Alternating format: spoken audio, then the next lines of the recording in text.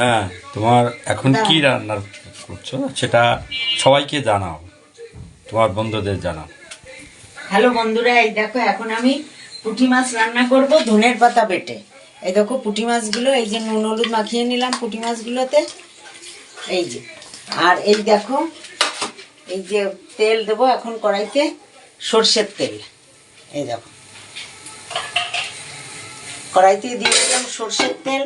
এখন এই দেখো এখানে এই যে এই ধনের পাতা, এই দেখো এই যে ধনের পাতা, এই কাঁচা লঙ্কার এই জিরে এখন আমি বাটা করে দেখো আমি এখন এটাকে শিলে বেটে নেব।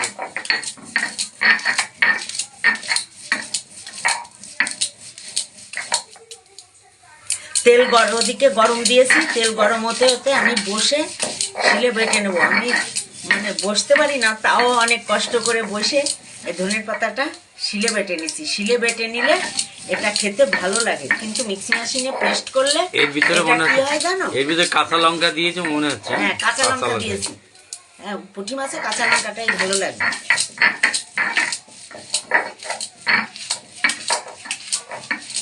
মিক্সি মেশিনে পেস্ট করলে কি হয় জানো বন্ধুরা, একদম মিহি হয়ে যায়, ওটা খেতে সেই রকম ভালো লাগে না। একটু এইভাবে শিলে বেটে নিলে একটু দানা দানা থাকে, এইটা ধনের পাতা দিয়ে পুঁটি মাছ খেতে দারুণ লাগে।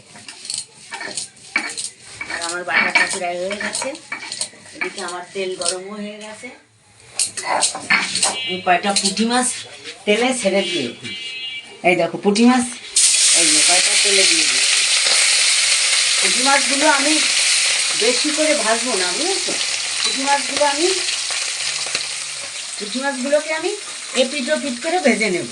বেশি কড়া পুঁটি মাছ ভাজলে আর কি, বাটা দিয়ে রান্না করলে, ধনেপাতা বাটা দিয়ে রান্না করলে একদম ভালো লাগবে না। এই দেখো পুঁটি মাছগুলো, অনেক সময় অনেকে পুঁটি মাছগুলো না ভেজেও করে, কিন্তু আমি একটু এপিট ওপিট করে নেবো পুঁটি মাছগুলোকে।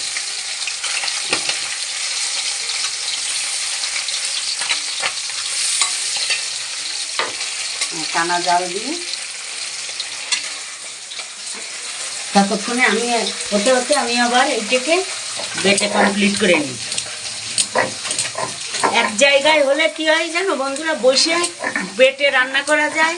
আমার যেহেতু গ্যাসের উনুন উঁচুতে, ওই একবার উঁচু হতে হয় একবার নিচু হতে হয়, ওই জন্যেই সব বাটাগুলো আমি মিক্সি মেশিনে করে নিই, না হলে শিলে আমি ভালোই বাটতে পারি। শিলও আছে, বড় শিল। লঙ্কায় মনে হয় ঝাল হবে, খুব গন্ধ বেরিয়েছে, সেন্ট বেরিয়েছে। ঝাল হবে, এটা গাছের লঙ্কা নিয়ে এসছে, সেন্ট বেরিয়েছে। বাটা হয়ে গেছে। তো হাতে লাগবে তো, কিছু দিয়ে করলে হাত জ্বলবে, কিন্তু তাড়াতাড়ির জন্য আমি আরো একটা কিছু দিয়ে ভাবার করলে ভালো হয়। বাটাটা হয়ে গেছে। দেখো পুঁটি মাছগুলো ভাজা হয়ে গেছে, এই কটাকে আমি তুলে নিচ্ছি। ছাকনা হলে ভালো হয় না? ছাকনাতে করে হয় ভালো না, এই বাকি কটা ওই একইভাবে আমি দিয়ে দিচ্ছি।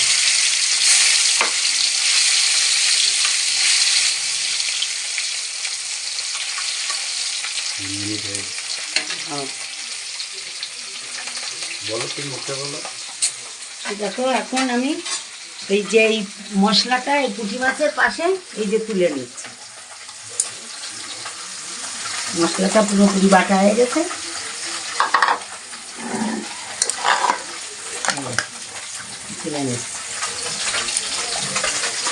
এই মশলার ভিতরে আমি হলুদের গুঁড়ো, এই যে হলুদের গুঁড়ো, এই দেখো হলুদের গুঁড়ো, আর দিয়ে দেবো এর ভিতরে পরিমাণ মতো নুন। যেহেতু আমার ওই পাতার ভিতরে কাঁচা লঙ্কা জিরে সব বাটা আছে, ওই জন্য আলাদা করে আমি আর জিরে লঙ্কার গুঁড়ো কিছুই দেবো না। এই যে এই পুঁটি মাছ কটা এই যে ভাজা হয়ে গেলে, এই যে পিঠে পিঠ করে পুঁটি মাছগুলো এই আমি এই মশলাটা এর ভিতরে ঢেলে দেবো। মশলাটা ঢেলে দিলে আর পুঁটি মাছ রান্না করতে বেশি সময় লাগবে না, একদম অল্প সময়ে এই হয়ে যাবে।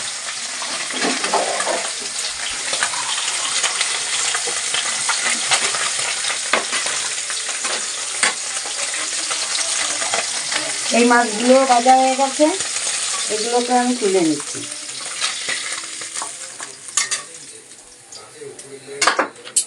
এখন কড়াইতে আমি দিয়ে দেব দুটো কালো জিরে। এই যে দুটো কালো জিরে দিয়ে দিলাম।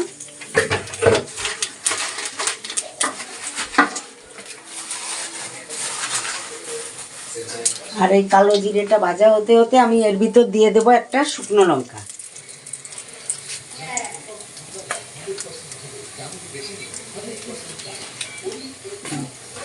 এইবার জলটা আমি আগেই দিয়ে দেবো, নাহলে মশলাটা দিলে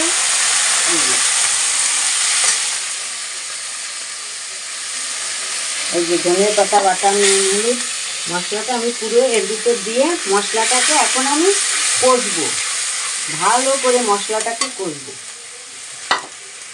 মশলাটা কষতে কষতে যখন দেখবো তেল ছেড়ে দিয়েছে তখন আমি এর ভিতর ঝোল দিয়ে দেবো, পরিমাণ মতো ঝোল দেবো। এবার তো লঙ্কা তো দিচ্ছ, গাছের লঙ্কা কেমন ঝাল হবে আমি না জেনেই তো দিয়েছি 4-5টা, কি হবে এখন বুঝতে পারছি না, মনে হয় ঝাল হবে। ঝালের গন্ধ তো বেরোচ্ছে ভালো।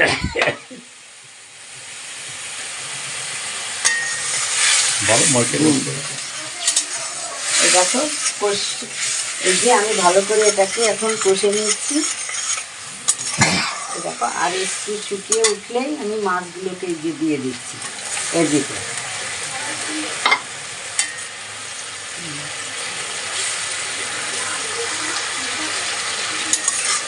দেখো চারিদিক দিয়ে তেল ছাড়তে শুরু হয়েছে, আমি এখন পরিমাণ মতো এর মধ্যেই ঝোল দিয়ে দেবো, খুব বেশি দেবো না। এই যে ঝোলটা ফুটে গামাখা মতো হবে। এখন 5 মিনিট ফুটলেই রেডি হয়ে যাবে আমার ধনের পাতা বাটা দিয়ে পুঁটি মাছের ঝোল। বন্ধুরা তোমাদের কেমন লাগছে, বন্ধুরা তোমাদের কেমন লাগছে কমেন্ট করো, অবশ্যই কমেন্ট করো। আর যারা ধনের পাতা দিয়ে পুঁটি মাছ খাও ঠিক আছে, আর যারা না খাও তোমরা অবশ্যই এইভাবে রান্না করে দেখো, সহজ রেসিপি, একদমই মানে খেতে সুন্দর লাগবে যেটা, আর রেসিপিও সহজ, তোমরা করে খেয়ে দেখো বাড়িতে। এই পর্যন্ত।